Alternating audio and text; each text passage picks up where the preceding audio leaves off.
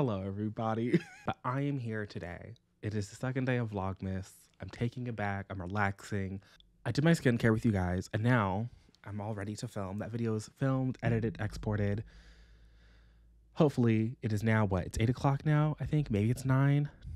It is 8:20. It is 8:20. So my goal is to not keep you guys here forever while I run through my thoughts on what I read in the month of November. I'm not going to say I only read 9 books, but I read 9 books. Most of those, I think half of them, like 4 of them, were for the Patreon vlog. So 4 of them, there's a whole vlog over there. If you are, if they're, 25 days, because I'm going to take a break. I'm not doing 31 days over here. But, if you really want some me content, if you really need to see me reading Iron Flame, it's over there. It's behind the paywall. I had a whole little vlog over there. So I'm going to talk about the things that I read.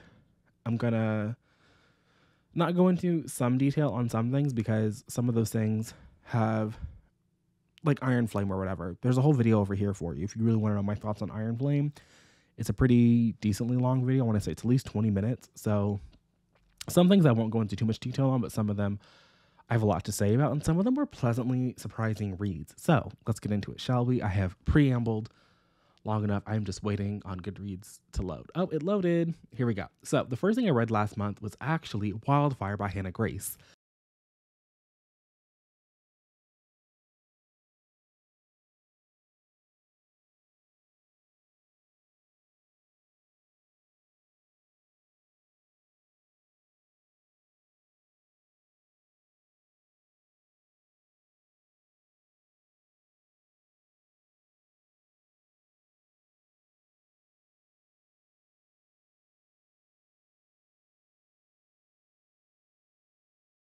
But it's one of those things in books that like you really don't think about, and then you read a book that is set there and you're like, how have I never, I can't even say that because I read The Counselors. I think I read that in like March. That was at a summer camp. And there's another book set in a summer camp that I read as well. Also enjoyed it, I think, if I remember it correctly. Either way, Wildfire by Hannah Grace, it was also a Libro FM pick. This is also something I was seeing in, I think it was in Vina's video where she was talking about the most, the trendy conversation this year around this time is like the fast fashion as book publishing, consumerism. That whole lovely conversation is rearing its ugly head again. And I have to say that she was talking about how, there is like kind of a rat race to purchase books, and that sometimes, people in the online community are not as transparent as technically we all should be when we, are sent things or we don't have to pay for things. If I'm reading a book on Libro FM, I just want you to know I have not paid for it. Any book that I say that I come to you and say, oh, I read this on Libro, it's because I'm part of their influencer program. So there's like, sometimes they have good books. Sometimes they have books I've never heard of. Sometimes, again, it is. But if I'm telling you that I'm listening to a book on Libro, I did not pay any money for the book. It was from their influencer selection. I read a lot of ARCs. I get things from my library. If I'm purchasing books, I did eventually purchase a copy of Wildfire, and I purchased a copy of Icebreaker, but I am not really a book buyer. Me and my paycheck are finally in a place where I feel comfortable purchasing books, but I would rather spend money on other things. I would much rather buy snacks. I'd much rather go to a movie. I would much rather spend it on a streaming service. Me and books, I love books. Books are my bestie. I come here and I talk to you guys about them, but they're expensive. And the joy that I feel swiping my debit card at the bookstore is the same that I feel buying, some Doritos, some Oreos, some ingredients to make something. So I'm moving away from purchasing books. And so I really have to either really love a book or be really interested or just be like, I guess I can, swipe it at the bookstore. But me and books it's not my priority purchasing thing.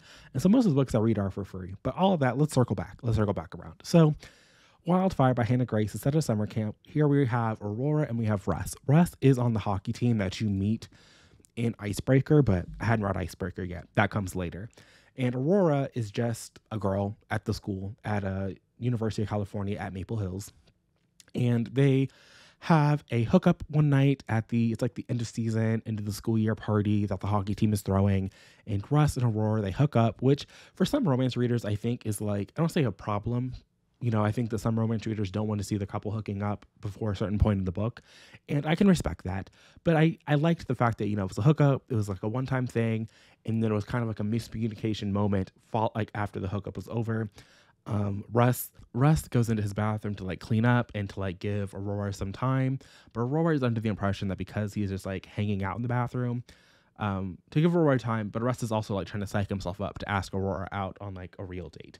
But Aurora's like, he's just hanging out in the bathroom, so I'll leave. And so she leaves, and they have this miscommunication moment. But it all works out because they are both set to start deployment at this summer camp that Aurora used to attend, and that some of the hockey players also used to go like attend. And Russ needs a job because his family is like not financially stable, and it's just both of them have like some family issues that are addressed in the book. Both of them are dealing with father issues that is like kind of the B plot for both of them. So they both have like a B plot family moment, which I appreciated. And so they go to the summer camp, they reconnect, they kind of get off on the wrong foot there because again, they have this whole moment where Aurora thought that he was trying to ditch her, or Aurora thought that, yeah, he was trying to ditch her. And then Russ was like, you just left. So they have to overcome that. But it was chef's kiss, no notes. I don't think I wound up giving this a full 5 stars on Goodreads because there was just like a little bit something about it that, and by a little bit something, I mean the epilogue. I really didn't like the epilogue in this book. I actually kind of hated it. I thought it was a little bit stupid, but it is what it is. Aside from the epilogue, it was just so good. Like, epilogues where we just like flash forward into the future a million years just are never going to do it for me. I think they're a little bit silly, a little bit like, what are we doing here? Like, let's be for real for a fucking second here. But aside from that, it was just so good. The summer camp settings were immaculate. The characters we got to meet there were great. There are so many characters at the summer camp that I would like to see their books. But Henry on the hockey team, I like him. So I'm not mad. I'm not mad that we're getting him for book 3. But because Wildfire was so good, I said, let me take my ass back to Books A Million and pick up this little bookie book right here because I wasn't sure that I was actually gonna be able to get it from my library. I had like put in some holds, but like I was playing Russian roulette with Libby. Russian roulette sounds a little extreme, but again, I was playing roulette with Libby. It felt like a smart purchasing decision because I liked Wildfire so much that I wasn't as nervous going into Icebreaker. Icebreaker is the first book in the series that kind of blew up on TikTok and that got published. I think this was originally indie published and now it's been picked up by Atria, and Atria is publishing the series now. And so this one, Icebreaker, wasn't as much of a favorite for me as the other one. Anastasia and her love interest, what was his name? Nate. I did not like them as much. This book also just kind of felt like it was, there's something about it that I didn't care about. Like, I like sports romance. Like, that's another reason why I was drawn to the series, or at least I thought I would appreciate Icebreaker, is because I do like a sports romance, and I liked Anastasia, and I liked Nate, and I liked Nate playing hockey, and I liked Anastasia doing her little figure skating. But her doubles partner is just like over the top, like just comically a villain, and everyone could see it, and she could see it. And I wouldn't say that she was naive, because I think that, again, like, she could see it, and she was calling him out all the time, and everyone else was calling him out, but it just didn't seem to matter. It just was so cartoonish, and the things that was happening with him were just so cartoonish, and it was deeply unserious. It wasn't until the kind of midway point of the book where Nate and Anastasia were in Aspen on like the winter break, and we got to see Anastasia interacting with Nate's family, his sister and his father, and we got to see that dynamic that I appreciated the book more, and I appreciated the ending of the book until, again, we got to the epilogue. The epilogue on both of these is just like, I don't want to say like you can tell that it's an indie book, but like it's just, you could tell that they're indie. Like, it's just every trope of an epilogue in a romance novel that you ever heard crammed into both of them. And so I didn't really appreciate it. I also kind of felt like Anastasia's dreams were constantly being pushed to the side a little bit. I appreciate the Wildfire epilogue a little bit more because I feel like both Russ and Aurora are in places that they want to be, and it makes sense for both of them. And in Anastasia's setting, it was just a little bit weird. I gave Icebreaker 3 stars. I gave Wildfire 4 stars. I had a good time.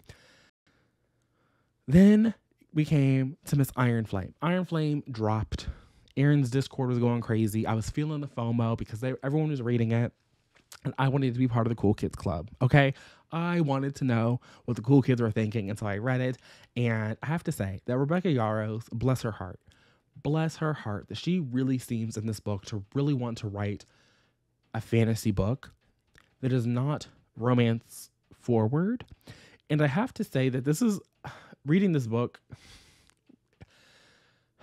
it was a roller coaster of emotions in that I was not hating it the way that everyone in Aaron's Discord seemed to be hating it, and like it was breaking them. I don't say breaking them like to be dramatic or anything, but most of the people that I was buddy reading this alongside had rated Fourth Wing higher than I did. I think that Fourth Wing is an average book of average competency. It was giving everything I expected it to give, and none of it was spectacular or mind-blowing in any meaningful way. I also don't really feel that Fourth Wing, while it slightly is more romance forward, I do think at the end of the day it's a pretty stock fantasy. And I think Iron Flame, again, is trying to just be a regular fantasy. The romance element of this book is much more on the back burner, which is kind of why I don't like this new romantasy category that Goodreads has created. Because, well, one, it doesn't matter because Iron Flame came out during this year's eligibility period, so it wouldn't even be eligible next year. But I don't think that book 3 is going to go back into a romance forward place, even though the love interest will no longer be, I want to say arbitrarily separated, because I do feel like they are separated for plot purposes that were sort of necessary, but also not. It's pretty complicated. Go watch my review. But I don't see the book 3 being romance forward either. And so I do think that the romantic category is going to pigeonhole this in, because Fourth Wing was already there, and I don't know the results of that yet, but I'm pretty sure it's going to win.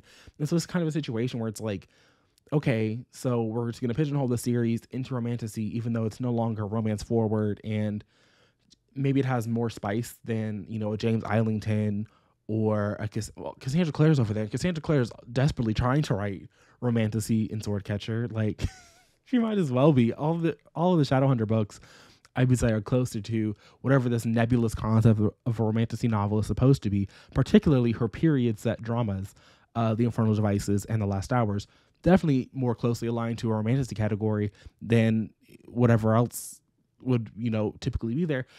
It just seems unserious to me for the romantasy category to exist. I think that it is still a fantasy book, and maybe if we lived in a world where like the harder fantasies were getting closer to the wins, and they were constantly beating out. Like, I guess last year, like, Babel did lose to a Sarah J. Maas, which was deeply unserious, but at the same time, like, it's a Goodreads Choice Awards, like, it's going to be deeply unserious. It just seems silly. The Goodreads Choice Awards also have like other issues. Like, Leslie Jones wrote a memoir. Her book this year in the humor category is subtitled A Fucking Memoir, and it's in the humor category. It's not competing in the memoir category.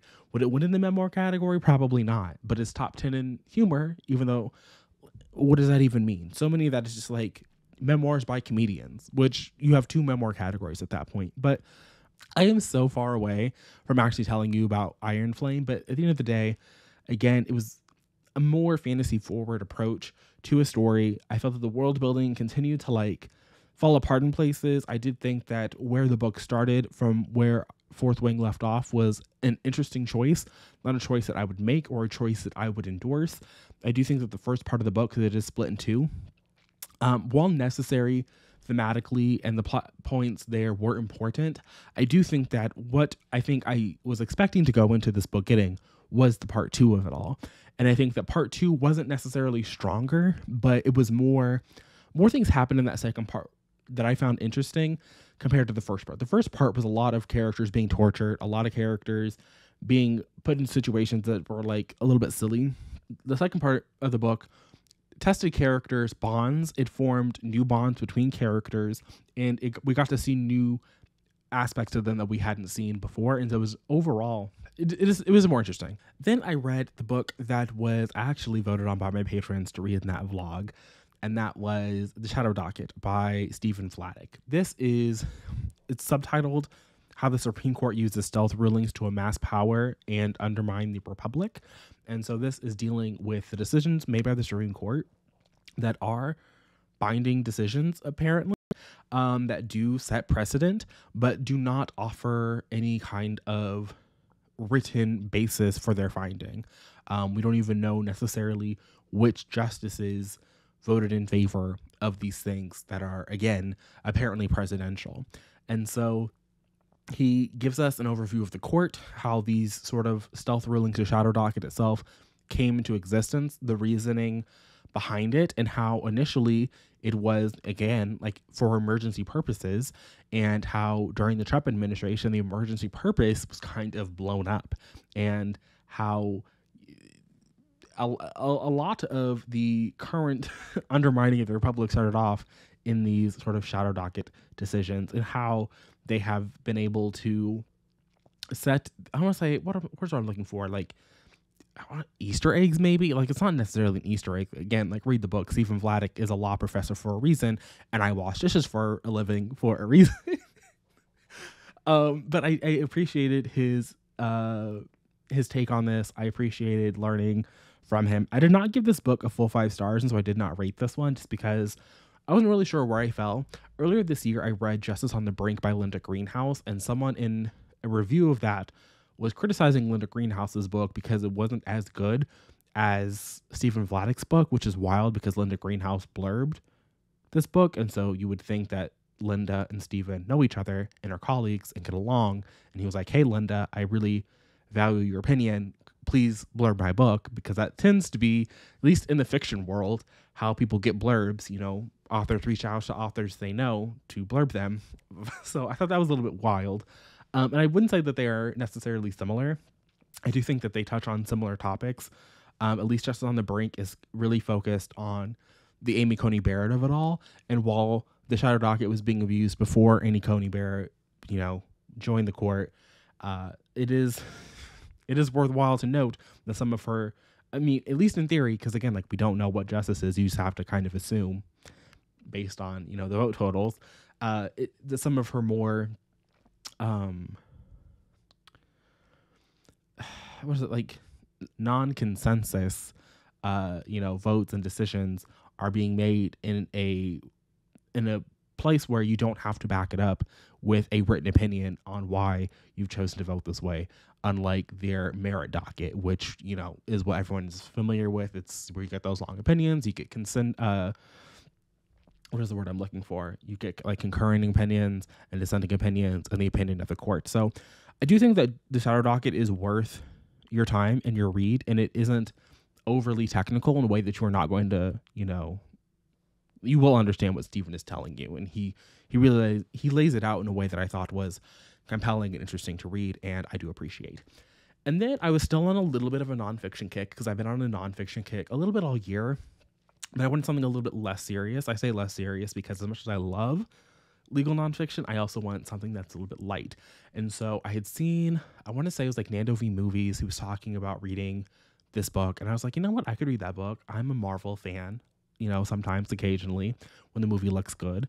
And so I read MCU, The Reign of Marvel Studios, by 3 authors. So let me actually click on this one so I get them all. By Joanna Robinson, Dave Gonzalez, and Gavin Edwards. This was really good. I really appreciated this. I gave it 4 out of 5 stars because I learned a lot about this little studio that I am constantly annoyed by, because again, like, I am like a casual Marvel person. I don't watch every Marvel movie. I don't always circle back to see the installments that I missed. And honestly, I think what I enjoyed about this is their book, their take on, all the way from the very beginning, the very first Iron Man, even before Iron Man, when Marvel Studios was just Stan Lee and Jack Kirby and the other people over there, and they were really trying to, just make comics. And then when Stan Lee was going around trying to make the movies, so there is, talk of the X-Men movies and the Spider-Man, the Raimi movies, the Blade movies, like, there is what is the MCU? Like, there is, like, from the genesis of Marvel, when, Marvel is in, financial troubles and they're selling off characters and they're just trying to get movies made. Like, they're not trying to build anything. They just want movies. They just want something that'll be able for them to make toys, because Ike Perlmutter at the beginning was really trying to get toys. He wanted a vehicle to sell toys because they had acquired a toy company. And so I think that moving from that part of the story into like the actual beginnings of the MCU, my real big issue with the MCU has always been that as much as people like to tell me that they are building towards something and that all these other studios, namely, DC, when it was still, the Snyderverse or whatever, what DC needed to do was like have a plan, have a roadmap, because that's what Kevin Feige does. Kevin Feige has a roadmap. And I think what this book shows you is there was no goddamn roadmap. And I think you can watch the movies and you can see from the very beginning that there was no roadmap. There was an idea when we're moving into the MCU era, like, the actual MCU that we all know and love. The book makes clear that Marvel had gone to the bank and had asked for a loan of like $400 million or something, or like $500 million to finance their movies. And they had gone to Universal and they had gone to Paramount and they had gone to, the movie studios to help them. They were going to make the movies, but they needed someone to distribute the movies. So the Universal and Paramount had signed on to distribute some of these movies. And so I think Universal got the Hulk, which is why there's never going to be another solo Hulk movie, because they still have those distribution rights. And Paramount, I think, is the one that distributed Iron Man. So, and maybe Thor. I don't know if they got that far. I'm already forgetting because it was so long ago. I read like all of these the very, very beginning of November. And so that was all happening. And there was, kind of an idea that there would be an Avengers movie at the end of that. So that much I do believe. But so much of this story begins with everything on the set of Iron Man getting made up on the spot. Like they are improvising. Robert Downey Jr. is improvising lines. They're redoing things. It's a little bit chaotic. Edward Norton on The Incredible Hulk, when they start making that movie, is not improvising as much. They're not doing that on that set, but Edward Norton is getting script approval. So he is rewriting the script. He's talking about like, I wrote the script, which eventually like is why Edward Norton is no longer in the role, because he's not going to get to rewrite Joss Whedon. Although maybe he should have been able to. Not to say that I don't like Mark Ruffalo in the role of the Hulk, but it's just like, is a Joss Whedon script really that great? Like, is the Avengers script really that great? As we can see from Avengers Age of Ultron, that was a horrible script. Edward Norton, he might have been able to do something. I don't know. Anyway, so at the very beginning, it's very clear that they are just kind of like winging a prayer. They just want the movies to do successful. And they are. And then with success, you get more success. But, each step along the way, you can see the loose nature of the sets kind of going away, and like the sets become, more strict down, like there's more at risk. And so that makes sense. So I do think that they're locking things in, but at every step along the way, in every movie that we're reading about over the course of this entire book, everything is still getting fixed in post-production. And there's only so much you can fix in post-production. And I think that as much as you can go into post-production and like tie things back to movies that you've already made, that's still not a roadmap. Like, it's still just glorified Easter eggs, connecting a universe. Sure. But as I've already told you, I've not seen every Marvel movie, and the movies all make sense to me. And so I think that there is very clearly never been a roadmap and a strategy. And this book kind of lays that out. And so I just felt kind of, vindicated, because it's like, I'm not fucking stupid. Like, I'm seeing the product. I see the end product, and what you want me to believe about how this was all created and what the product is are two different stories. And so I appreciated that. I appreciated some of the insights over the course of the book that I read, and it was a good time. I do recommend it.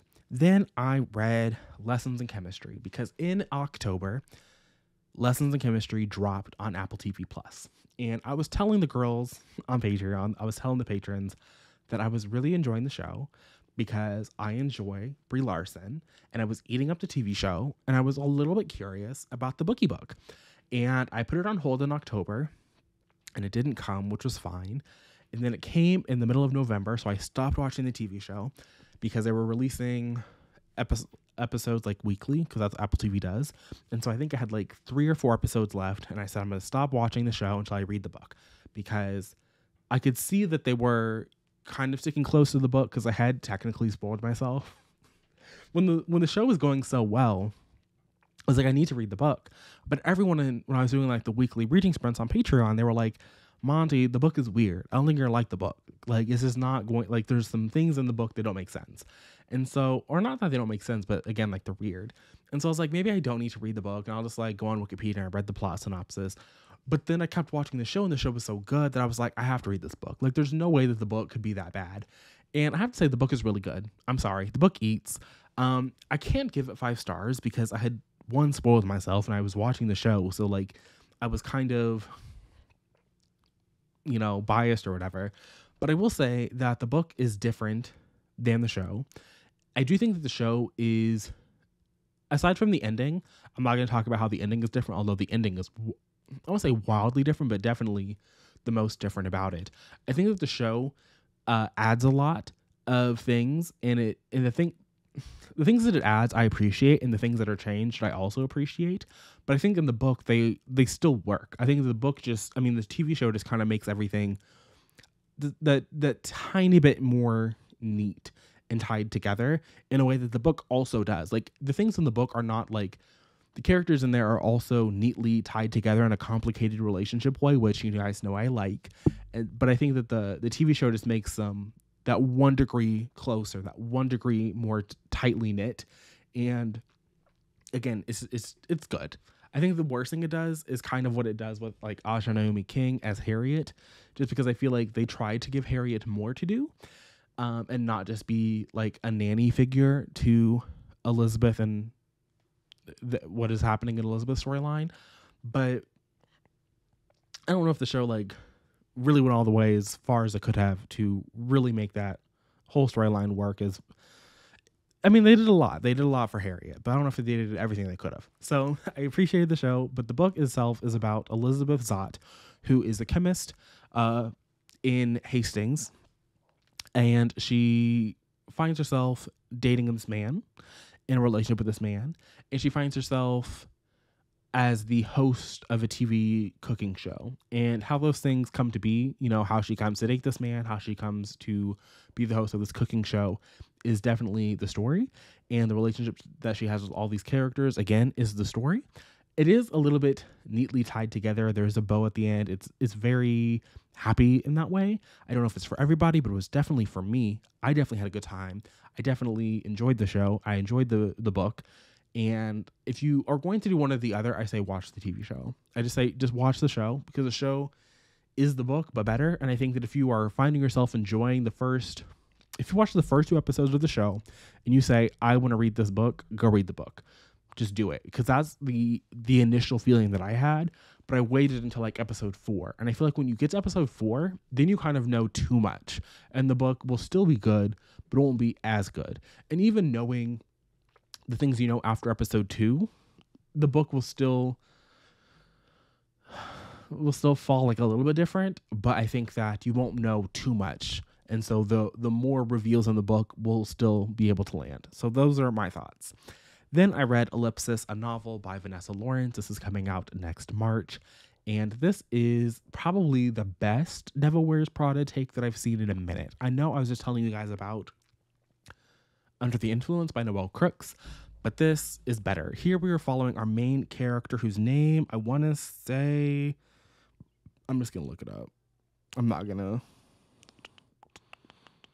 Lily. We're following Lily.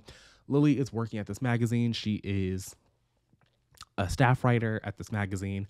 And in the prologue, we are seeing her going to confront her mentor figure. And then we flash back like a year and a half, and we see Lily arriving at this benefit for, I think it's like Alzheimer's. And she is seated at this benefit dinner next to Billy. And so Lily and Billy, they get to talking. Billy eventually offers Lily a ride home, and Billy is a very well-known person in the fashion kind of industry. And so Billy and Lily start up this texting conversation where Lily complains to Billy about her job and is like, I can't believe they're having me do this. And Billy kind of offers advice from afar. So like they're not ever in person together really, but they have this relationship, and we're seeing Lily going through her life, going, through this year at this magazine, kind of trying to find her way through, trying to navigate this space. And Billy is kind of there, telling Lily to buck up, to pull herself up by her bootstraps, to like channel some of that energy from complaining into her work to stand up for herself, all of that. And it ultimately comes to a head. And I think that this is probably, like I said, the better Devil Wears Prada, even though it's not the same thing. You know, Billy is not Miranda Priestley. She is not in charge of Lily's destiny or anything like that. But I do think that similarly to Under the Influence, I think that this is in a very similar vein to the dynamic that these women have with the person that is like their mentor, their boss figure. And I think that this offers not maybe as much insight or as much commentary as Under the Influence, but I appreciated this book a little bit more. I was entertained by this one more, and I think that this is kind of a better book. So March 5th, 2024, mark your calendars, get your library holds in, because it was a good time. After that, I listened to Glossy Ambition, Beauty, and the Inside Story of Emily Weiss's Glossier. I knew there was a Glossier book coming out, and I thought about it, and I just promptly forgot. And then one day, on the day that I was going to go see Saltburn, I was scrolling through Libby trying to find a book that I could listen to on the walk to the movie theater.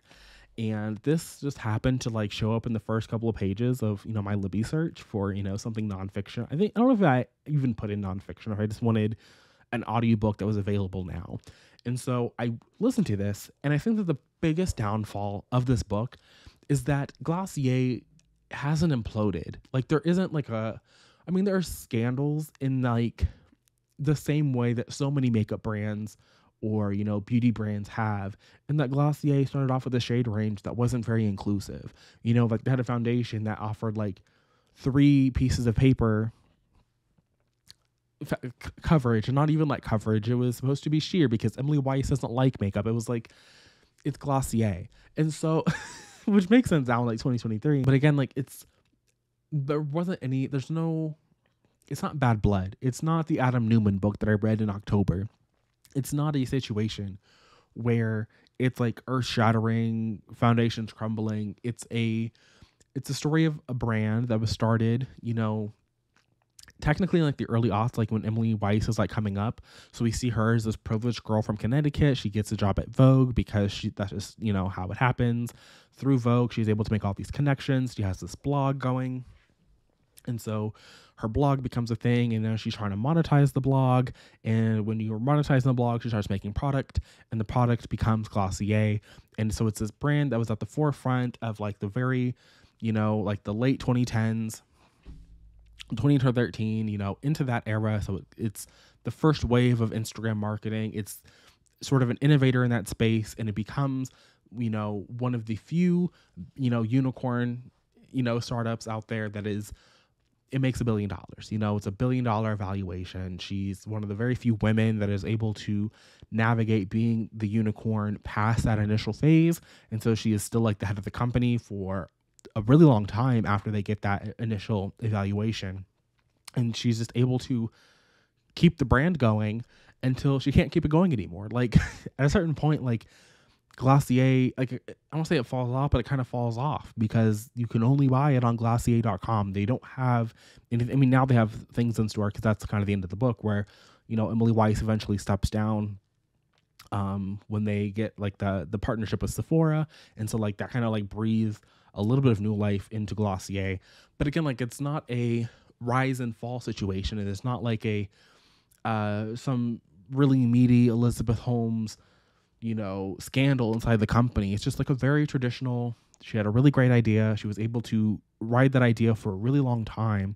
And even when she kind of stepped down, while it might not have 100% been on her terms, the brand itself wasn't in shambles. It's like we're going to pick ourselves up, we're going to regroup, and we continue to be successful and continue to rake in money.